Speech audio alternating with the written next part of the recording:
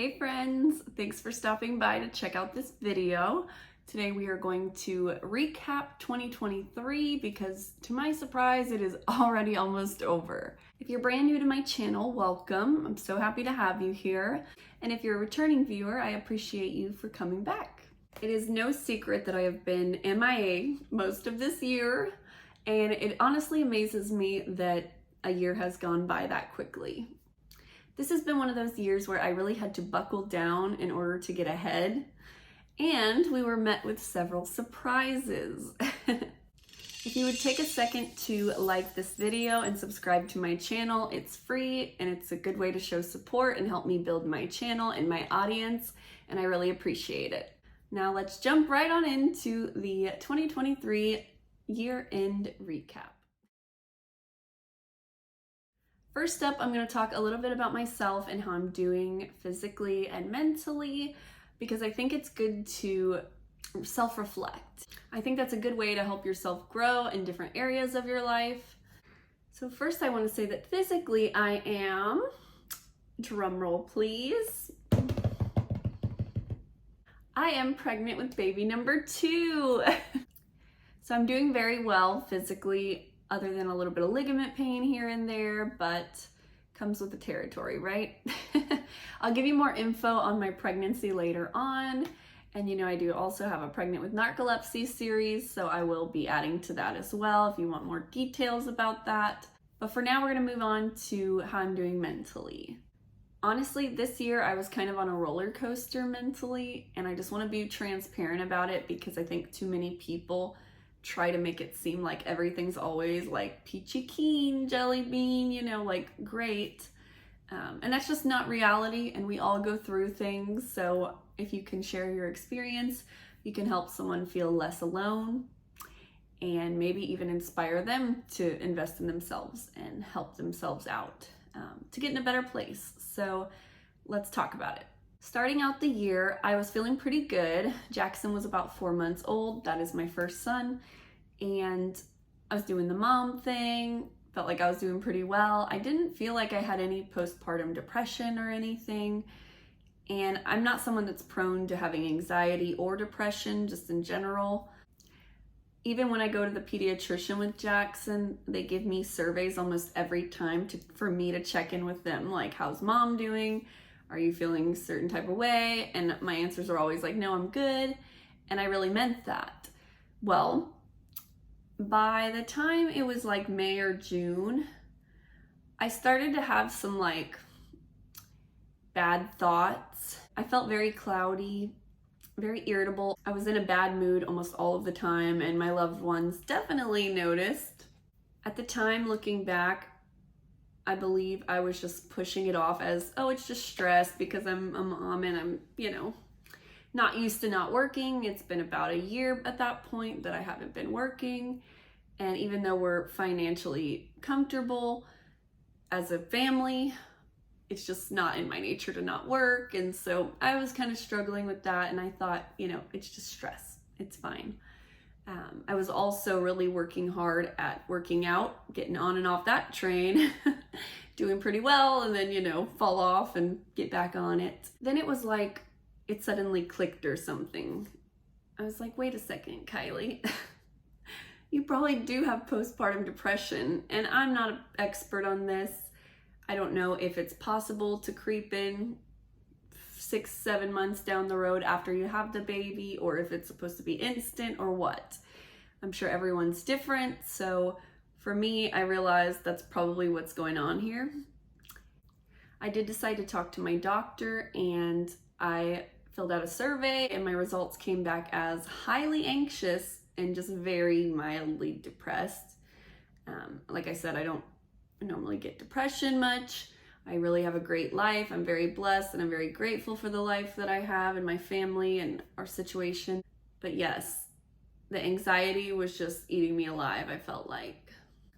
They did recommend a medication for me to start, and I'm not someone who like shames other people for taking medications. I'm also not someone that like wants to jump at the first medication I can get. So the way I see it is like, if it can help you, why not? You know, you deserve to invest in yourself. If it's going to help you and your family, do it, try it. if you don't like it, you can stop, you know? So I did decide to go ahead and pull the trigger on that. And a few days before I got it in the mail, I found out that I was pregnant. So I was like, oh no, I don't think I can take it while I'm pregnant. And looking back, I don't know why I didn't think, oh, hey, let me ask my doctor about it. I just didn't. I just thought, I'm not going to take it. Why start it now? I'm pregnant, you know, whatever.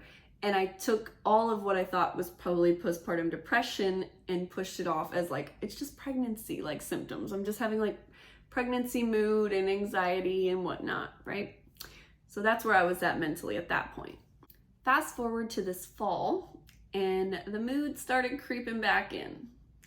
Getting in a bad mood all the time, being super irritable, like lashing out easily. And I am a Chicana, so yes, I can be spicy at times, but it was just not like normal. It was like the smallest thing, like the dogs would bark and wake up the baby. And yes, that's annoying, but I would just get so upset about it. And it was like, okay, Kylie, something has got to give, you know? So I did decide to start the medication. I have been on it for about a month now, and I have noticed a difference. I started at a half of the dosage that they did prescribe me, and then I'll move up to the full amount very soon. I did experience like nausea for the first like week, and I know it sounds silly because I'm pregnant, right? But I actually haven't had a single bit of nausea during either of my pregnancies, like the entire time. For me, the nausea was like 4 times a day at random, and I would just need to eat like a yogurt or some saltine crackers or something and it would go away. So it wasn't unbearable, but it did pass. So if you're trying something like that and having those symptoms, really just try and stick it out if you can. Or if it doesn't go away, talk to your doctor for sure. I also paired this with therapy actually before I got the medication, and I felt like the therapy has helped me. You know, it's also made me realize like even more so how grateful I am for my life, because my problems are very minuscule. So it really has helped me, but I think the two together is like good combo. Last thing I want to say on this topic is that you deserve to invest in yourself, okay? Don't worry about what other people think. Talk to your doctor. Talk to a therapist if you'd like, if you're comfortable doing that. My therapist, we do like FaceTime, and she's an amazing person, and it's like talking to a friend, only a friend that's trained to give you, you know, constructive criticism and to give you the skills that you don't have to help you, you know, in different areas of your life. I totally say invest in yourself. It is good for you and ultimately good for your loved ones. If you've been struggling with depression, anxiety, or having bad thoughts, I did link some resources below in the description. If you need to reach out to somebody for help, please do not hesitate to do so. Your life is important, and you and your loved ones deserve for you to be your best self. So, time for the career update. Most of you know that I was planning on getting my real estate license when the new year started. And I had started by doing the class online, like self-paced, and I was doing pretty well, but fell off the wagon a little bit, honestly. Just trying to find enough time where I don't have my son and to be able to study and focus became like almost impossible, and it was just, I was running out of time. So I did end up taking a class in person, and that was around June, July, somewhere in there. After I took the class, I took quite a bit of time to study and study and study. And again, it was kind of hard to find those moments because of having a lack of a babysitter.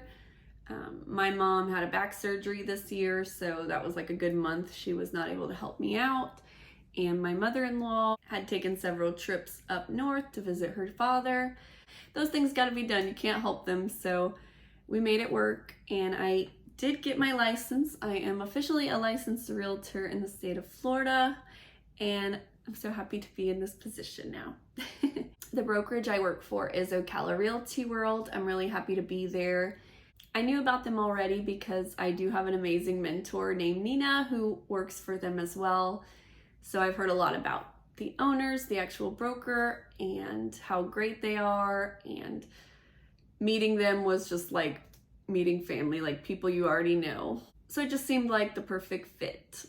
If you are considering doing real estate, my biggest and best piece of advice is to find a mentor. That's my little tidbit on my advice.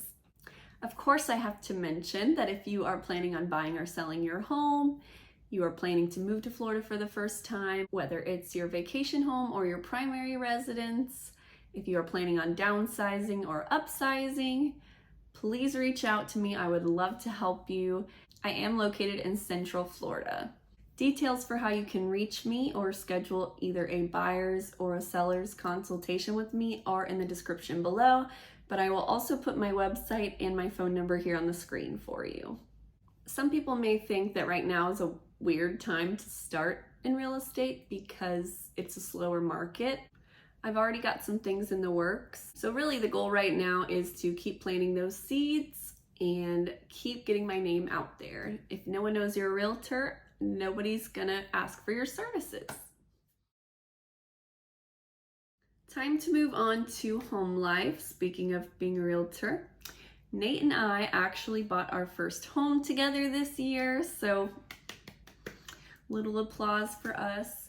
That was a big milestone, something we have been working towards for a long time, and we finally found ourselves in a position where we were ready and able to do that.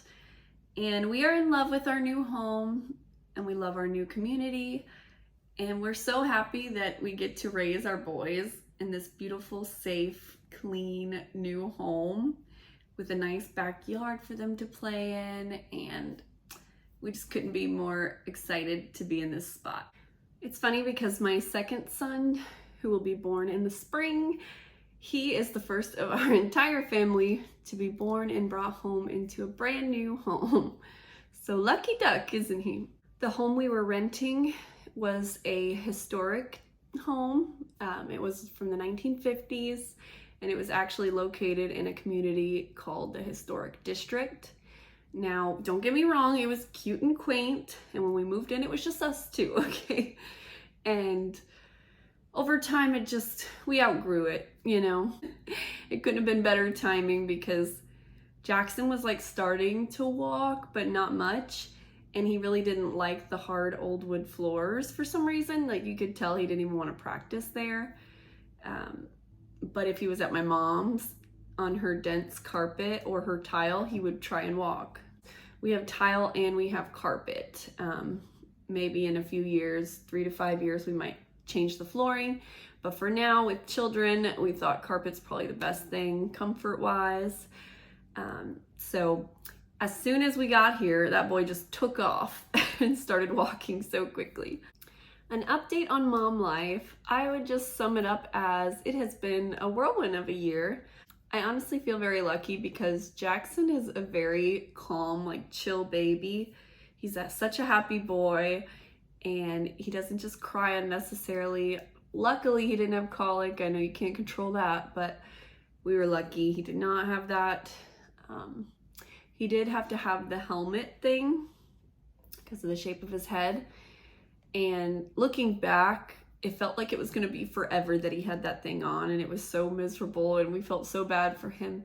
But looking back, he handled that like a champ, and it really flew by. It was like 2 months, I think, 2.5 maybe, and we really noticed a difference. Second thing with him, and if you're friends with me on social media, you may have seen pictures of Jackson, and when he was born, he had, like when they handed him to me, I saw a little pink dot right here.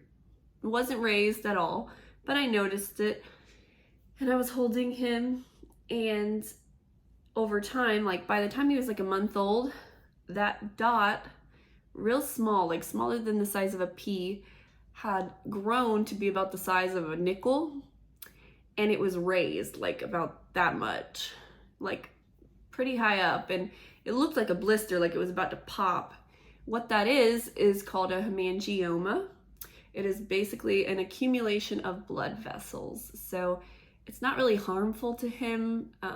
If he did hit it or nick it on something, it would probably bleed like excessively.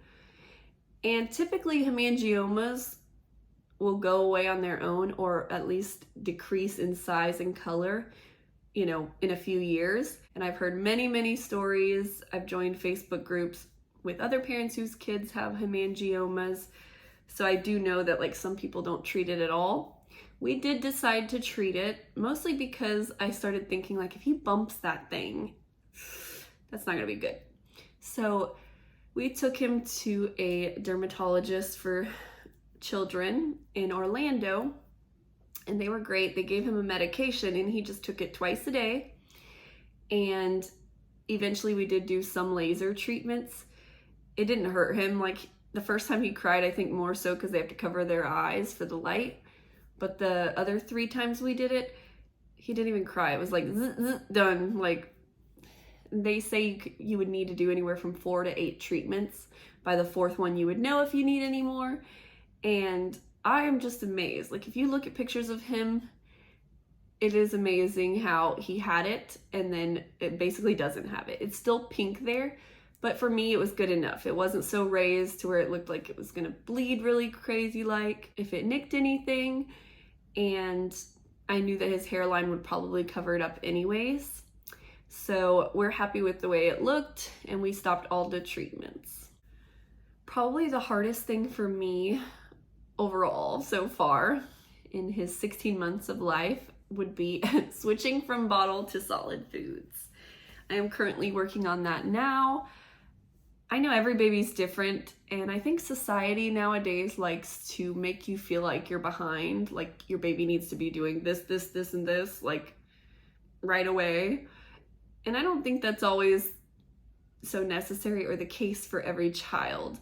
I know that in some cases, if your child goes to daycare, they have to be able to do certain things to move to the next level or whatever it is. But Jackson does not go to daycare. I stay home with him, or he is with my mom or my mother-in-law. So he doesn't have to, you know, have these rules or anything. But he was eating pretty good solids and bottle 2. And then about a month ago, probably in November sometime, he got really sick. There's something going around. I got really sick, and he got so many teeth coming in at the same time that he just kind of went backwards and stopped eating solids altogether. So I was like, well, can't blame him. So we were doing a lot more bottle. And once he got better, I was like, we have to work on this. So we are now at a point where he's getting 1 bottle a day, and it's like at night before he goes to bed. And my goal is to have him completely off the bottle by the time his brother is born, because we do not want 2 babies on the bottle. We're already gonna have 2 babies in diapers for a minute, so. But yeah, being a mom has been honestly, being a stay-at-home mom has been the hardest job I've ever had in my entire life. That is not to say that it's not rewarding. I am so thankful that I have the ability, that we are financially stable enough for me to stay home. I never envisioned in my life that I would be a stay-at-home mom, honestly. And now I'm a realtor as well. So I get to do like best of both worlds. So that's awesome. But, you know, before I was working, I mean, I have been someone that has worked on a cruise ship and worked like 15-hour days, no days off. And this is harder than that. I have been the like only person in a bank on a Friday with 20 people in line that are all really mean, like, and this is harder. So kudos to all the stay-at-home moms, and I just really have a special like appreciation for you, because it really is hard. I think part of it is that even though it's rewarding to be able to do, and yes, I love being able to spend the time with Jackson. I love that I don't have to worry about him being somewhere with a stranger, and I don't have to worry about how someone else is doing something for him. Every day is different. Some days are easy peasy. You're like, ooh, love this. I can do this every day for the rest of my life. And then other days make you want to pull your hair out. And I guess I would just sum it up as like, one of the hardest parts is it feels like a job a lot of the times that you don't get paid for and you don't have a clock out time for, you know? And don't get me wrong, Nate is an amazing partner, a great dad, and he is super helpful like as soon as he gets home. So I try not to like utilize him too much when he first gets home, give him a break from working all day, but every day's different, you know? Some days he knows I'm just like, here's your kid. And then other days I'm like, go lay down, take a nap. I got this, you know? So it's all about balance. Every day's gonna be different. But I will say being a mom has made me feel just like a little bit more of a purpose. I enjoy like knowing that, you know, it's my job to make sure he has everything he needs, make him feel safe and loved, and, you know, to create that magic and happiness for him. I know he's still so little, but still. I will just be totally honest and say that I am a little worried to have my second son. This will be our last child. You know how people say that and then have 3 more children. I really think we're gonna make that not possible, if you know what I mean. But we don't really want to be outnumbered. Did I want a girl and a boy? Yes. Who doesn't, for the most part, get the best of both worlds? But this is what God gave me, and I've always felt like I'd be a great boy mom. And lucky for me, I already have like everything from Jackson, so we don't really have to buy much except for a few things that they have to have in their own rooms. It's interesting though, because I find myself some days forgetting that I'm about to have a second child in just a few months. And then other days I sit there and I really try and envision like, what is my day gonna look like? Having one baby that can't even hold its head up. And then Jackson, who wants to play and wants to climb up me and talk. I almost can't even picture it, you know? But like all moms and parents in general, you make it work. It's all gonna be fine. Just do your best. And if you're not a mom and you're going to become one, my little piece of advice that you didn't ask for is this. Take a break. Take a break. If you're feeling overwhelmed, if you're feeling like you're boiling over, just put the baby down for a minute somewhere safe. Crib, bassinet, pack and play. Walk to the other room for 5 minutes. I'm telling you, that can really like rejuvenate you more than you would think, you know? So do it. It's good for you. That's my little piece of advice. And also, if you didn't catch the name, his name will be Jet. So Jackson and Jet Williams. How cute. My little Williams boys. Lastly, but certainly not least, is an update on Nate and I. If you forgot, I'm here to remind you that Nate and I are getting married 2024. My last video was me announcing that we were engaged. In April, we booked our venue for 2024. And we did not plan for me to get pregnant before the wedding. But when Nate asked me if I want to change the wedding date, I said no. I am not a bridezilla, and I, again, am always up for a challenge. So as soon as Jet is born, I have about a month and a half before our wedding. So challenge accepted. I'm not trying on a dress until after I have the baby. So we'll see what happens. Honestly, it's a day of your life. Is it an important day? Of course. But I think a lot of people focus on the materialistic part of it and like impressing other people. And yes, I want to look good. I'm sure I can find a dress easily. But the venue we have booked is really cute. It's a old schoolhouse from 1902, very historic vibes. And we'll get married outside in a courtyard, and then cocktail hour is downstairs, reception is upstairs, and it's just gonna be so much fun and so beautiful. And both of our sons will probably have their quick little moment in our wedding, and then moms will probably take them away. We're excited. During 2023, I booked the venue and the photographer. I told myself I'm gonna wait until beginning of the year to plan any more. So as soon as January hits, I will definitely be booking the catering and the DJ and then going from there.